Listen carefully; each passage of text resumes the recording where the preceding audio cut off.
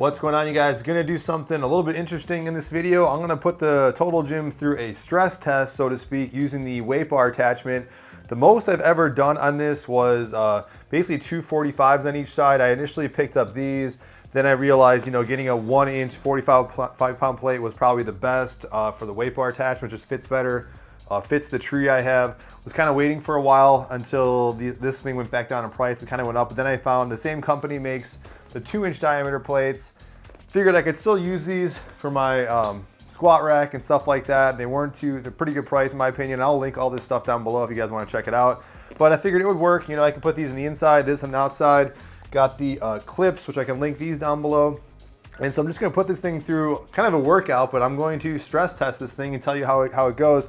Again, don't necessarily recommend this, considering the fact that I believe the weight bar, don't quote me on it, I believe it's meant to kind of handle 80 pounds on each side. We're definitely going above that with 270 pounds with the 6 45-pound plates. And then including, the total weight capacity of the Total Gym Fit is 450 pounds. So I'm about like 200, 205, 210, something like that, probably 205-ish.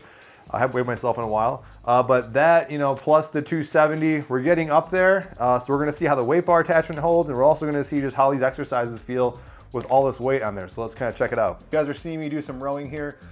These feel really good, especially as an incline starts to get higher.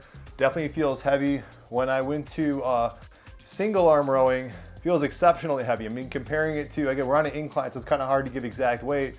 Even though we got 270 pounds, we're on an incline, considering also I'm pulling my own body weight.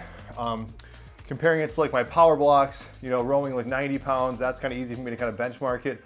Definitely feels way heavier than that. I don't think I could get more than like 2 or 3 possible iffy quality reps there, but point is very heavy.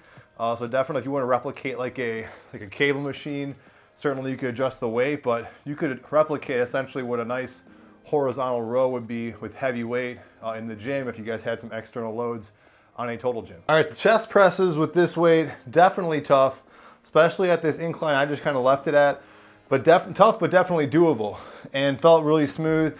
Didn't feel like anything was kind of clipping or anything off like in that regard. You guys might be interested to kind of see this. I'm not pushing my luck with stressing this bar. So far this bar has been really good.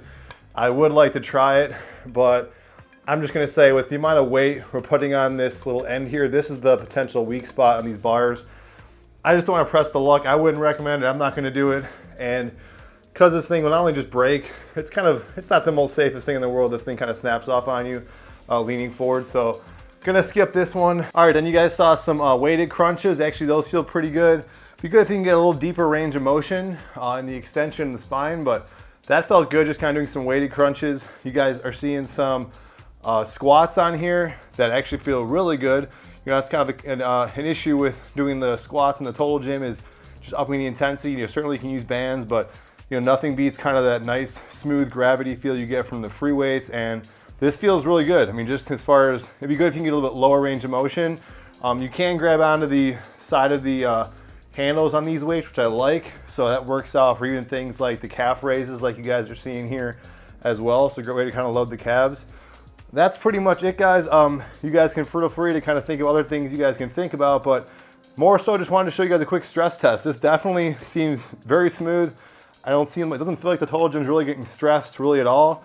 So basically if you're looking for like some compound bigger movements to do with like more or less like the pushing and pulling, like I said, the leg stuff too, not a whole lot of stuff. It does kind of limit you a little bit with kind of like the bulk of the machine and getting to position and just the weight alone. But point is, if you want to get smaller weights, thinner weights, different diameters or increments, definitely can load the machine up really adequately. I mean, I couldn't do that many presses, couldn't do that many rows.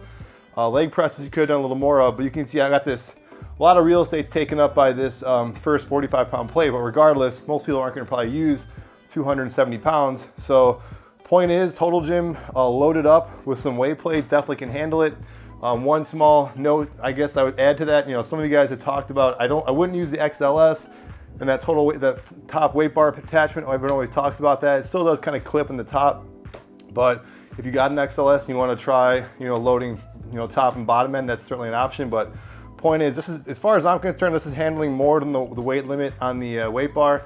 But that's really it, guys. Any questions or comments about this video, let me know. I'll see you guys in the next one.